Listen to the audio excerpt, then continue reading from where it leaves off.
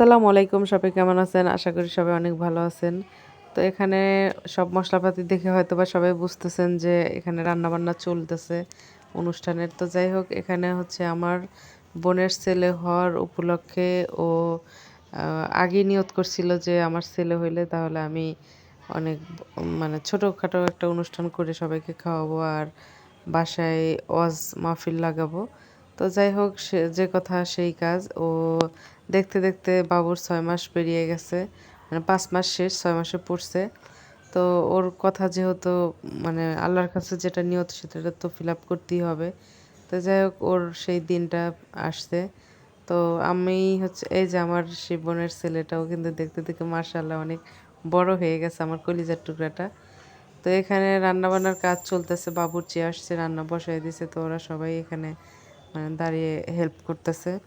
তো আমার তো ঢাকা থেকে আসছি, যেহেতু মেহমান টেহমানও আসছে আমার বাসার ভাবিগুলো, যে ভাবিদের সাথে সবসময় সময় কাটায়, এই যে তাকিয়ার মা, মিশকাতের মা।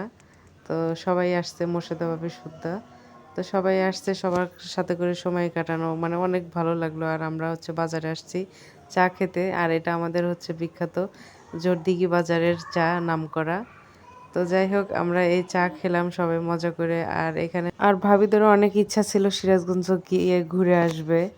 তো আমাদের বাড়িতে যেহেতু অনুষ্ঠানই, পরে বললাম যে চলেন, অনুষ্ঠান যেহেতু আছে আর এমনি সবাই মিলে ঘুরে আসি, মনটাও ভালো লাগবে। আমরা যেহেতু অনেক দূর কোথাও ঘুরতে যাই না, সব আশেপাশে দিয়ে ঘোরা হয়। তো ওই উছিলায় আমাদের বাড়িতে গিয়ে ঘুরে আসি। তো সবাইকে নিয়ে ঘুরে আসলাম, মানে অনেক ভালো লাগলো। অনেক দিন পর ভাবিদেরও নেওয়ার অনেক ইচ্ছা ছিল আমাদের বাড়িতে। ভিডিওটি কেমন লাগলো অবশ্যই জানাবেন সব।